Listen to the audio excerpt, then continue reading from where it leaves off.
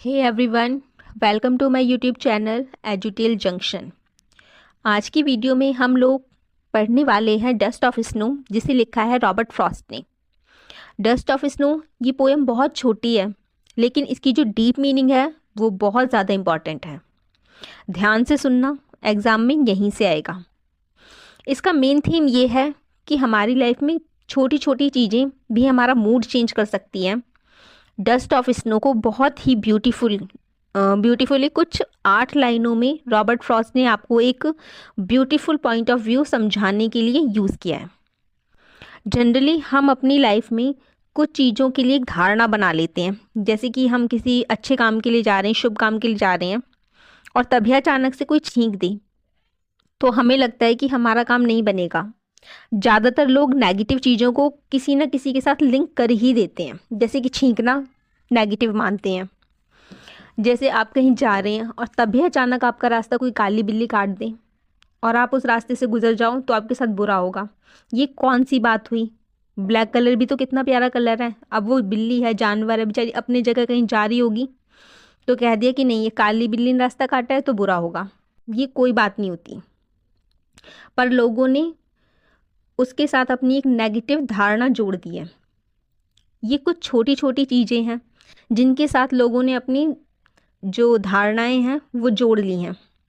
इसी के ऊपर रॉबर्ट फ्रॉस्ट ने एक ब्यूटीफुल अपना आइडिया सामने रखा है कि उनके अकॉर्डिंग ये सारी चीज़ें सही हैं, या फिर सच में ऐसा होता है कि आप जो नेगेटिव सोचते हो वो सच में आपके साथ नेगेटिव ही करेगा या कुछ अच्छा भी कर सकता है।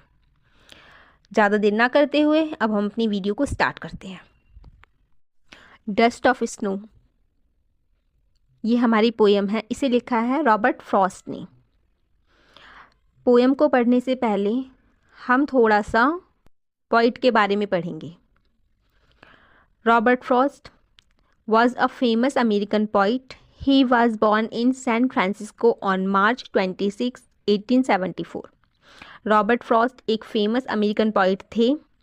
इनका जन्म 26 मार्च 1874 को सैन फ्रांसिस्को में हुआ था।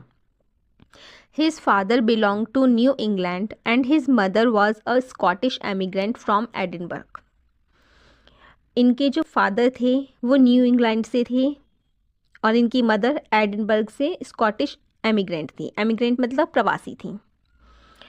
Bye 1920s Frost was the most celebrated poet in America. 1920 में 20 के टाइम में, मतलब 1920 के दशक में फ्रॉस्ट एक अमेरिका के सबसे फेमस पोइट बन चुके थे। His poetical works a boys well 1913, north of Boston 1914, new Hampshire 1923, a further range 1936, steeple Bush 1947 and in the clearing 1962 increased his fame and honor. ये इनके कुछ वर्क्स बताए गए हैं और जो ब्रैकेट में है जब ये पब्लिश हुए थे तब की डेट दे रखी है। तो इनके वर्क्स ने इन्हें काफ़ी ज़्यादा फेम दिया और सम्मान दिया। The poem Dust of Snow was published in New Hampshire in 1923। इनकी poem Dust of Snow New Hampshire में 1923 में पब्लिश हुई थी। This collection earned him the Pulitzer prize and left the world on January 29, 1963, Boston, United States. अब जो इनकी ये poem थी डस्ट ऑफ स्नो, ये इनके लिए कहा जाए एक तरीके से एक मास्टरपीस था। इसके लिए इन्हें पुलित्जर प्राइज़ भी मिला था और 29 जनवरी 1963 बोस्टन, अमेरिका में इनकी डेथ हो गई थी। Robert Frost, a well known American poet of nature, in this poem presents a moment that seems simple but has a larger significance. It is a highly symbolic poem. One day the poet was in a depressed mood. A pleasant thing happened in a tree. It changed the poet's mood. It saved the rest of the day for the poet.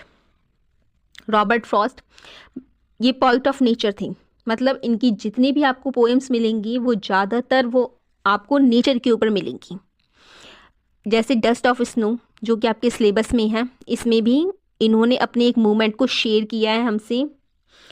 इस poem में वो अपने एक छोटे से incident को बताते हैं जो एक गहरी सोच को जन्म देता है। इनकी ये पोएम सिंबलिक पोएम है। एक दिन पॉइट उदास थे, लेकिन पेड़ में हुई एक छोटी सी घटना ने उनका मूड बदल दिया और उनका जो बचा हुआ दिन था उसे अच्छा बना दिया। The way a crow shook down on me the dust of snow from a hemlock tree। अब देखिए यहाँ पे हेमलॉक ट्री, ये एक जहरीला पेड़ है। तो यहाँ पर जो हेमलॉक ट्री है उस पर स्नो होगा, और ये जो पॉइंट है ये किसी ऐसी जगह पर है जहाँ स्नोइंग हो रही हो। और अब हेमलॉक ट्री पर स्नो है, बर्फ़ है, और उसी हेमलॉक ट्री पर एक क्रो है जो हो सकता है ऑलरेडी बैठा होगा या फिर एकदम से छोड़कर उड़कर कहीं जा रहा होगा, है ना। या फिर हो सकता है कि पॉइंट उस पेड़ के नीचे से जा रहे थे तभी क्रो उस पर बैठा हो, है ना, जिसकी वजह से बर्फ़ के यानी कि डस्ट ऑफ स्नो, यहाँ पे डस्ट से मतलब देखिए धूल मिट्टी से नहीं है, यहाँ पे डस्ट कहा गया है स्नो के जो छोटे छोटे से जो पार्टिकल्स होते हैं ना, छोटे छोटे से कण जो होते हैं, उन्हें यहाँ पे डस्ट ऑफ स्नो कहा गया। तो बर्फ़ के कुछ छोटे छोटे पार्टिकल्स पॉइंट पर गिरते हैं। तो इसमें पॉइंट बोल रहे हैं कि जैसे ही मैं जा रहा था क्रो ने हेमलॉक ट्री से स्नो मेरे ऊपर गिरा दी। अब देखिए क्रो और हेमलॉक ट्री ये दोनों ही नेगेटिव सिंबल हैं, इन दोनों को ही अशुभ माना जाता है। अब पॉइंट का तो दोनों से ही टकराव हो गया, अब पॉइंट के साथ दो दो नेगेटिव हो गए, तो अब तो शायद कुछ गलत ही होगा। और यहाँ पे जो हेमलॉक ट्री है, हेमलॉक ट्री का मतलब होता है देखिए एक जहरीला पेड़ होता है, इस पर वाइट कलर के ना छोटे छोटे से फ्लावर्स होते हैं। सेकंड स्टैंजा है, has given my heart a change of mood and saved some part of a day I had rued. तो यहाँ पर पॉइंट बता रहे हैं कि जैसे ही क्रो ने हेमलॉक ट्री में प्रेजेंट स्नो मेरे ऊपर गिराया, वो किसी भी रीज़न से गिरा हो, उसी वक्त पॉइंट के मूड में चेंजेस देखने को मिले। उनके दिल में जो मूड चल रहा था, है ना, उस वक्त जो भी इनकी सिचुएशन रही हो या जो भी उनकी सोच चल रही थी, उसमें बहुत ही चेंज आया।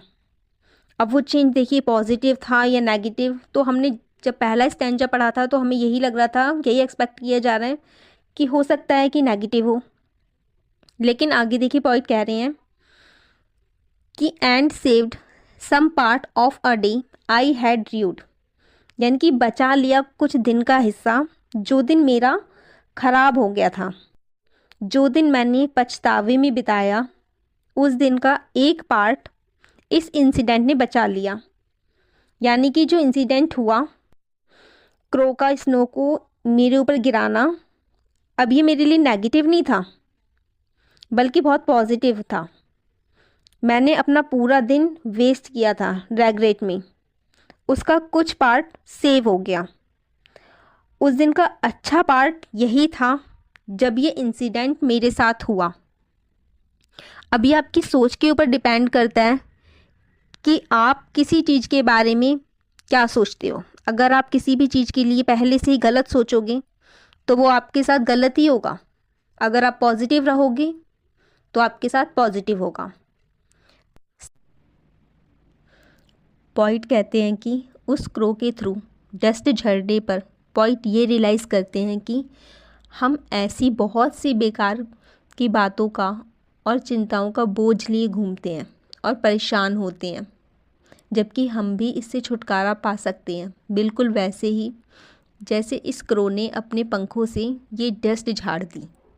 बिल्कुल वैसे हम भी अपनी चिंताओं को खुद से दूर कर सकते हैं। सेंट्रल आइडिया देखते हैं इस पोएम का। Dust of snow is a beautiful short poem written by Robert Frost. This poem expresses the significance of small things in changing one's mood. The poet has mentioned crow and hemlock tree in this poem that are believed to be a symbol of bad omen. The poet describes the dark, depressive, and bitter side of nature to present his similar mood. But when the crow shook the hemlock tree and snow particles fell on the poet, his mood uplifts suddenly. Through this poem, we get a message that we should hope for the best, even in the worst of situations. We must also remember that nature and its object have the ability to make one happy and come out of hopelessness. तो यहाँ पर देखिए dust of snow, ये एक beautiful poem है जिसे Robert Frost ने लिखा है। इस पोएम में बताया गया है कि छोटी छोटी चीज़ें भी हमारा मूड बदल सकती हैं। इस पोएम में पोइट ने क्रो और हेमलॉक ट्री का जिक्र किया है, जिन्हें आमतौर पर अशुभ माना जाता है। वो अपनी उदासी और निराशा को दिखाने के लिए इन्हें चुनते हैं। ये एक सिंबलिक पोएम है, मैं आपको बता दूं तो। लेकिन जब कौवा हेमलॉक ट्री को हिलाता है, उस पर जमी बर्फ़ के पार्टिकल्स पॉइंट पर गिरते हैं, तो उनका मूड अच्छा हो जाता है और वो हल्का महसूस करने लगते हैं। इस पोएम से हमें सीख मिलती है कि चाहे हालात कितने भी बुरे क्यों ना हो, कितने भी ख़राब क्यों ना हो जाएं, हमें हमेशा अच्छा सोचने की कोशिश करनी चाहिए। साथ ही ये भी समझना ज़रूरी है कि नेचर की छोटी छोटी चीज़ें भी हमें खुशी दे सकती हैं और हमारी उदासी दूर कर सकती हैं। आई होप आपको ये वीडियो अच्छी लगी होगी, तो प्लीज़ मेरे चैनल को लाइक करें, शेयर करें और सब्सक्राइब करें। And thanks for watching.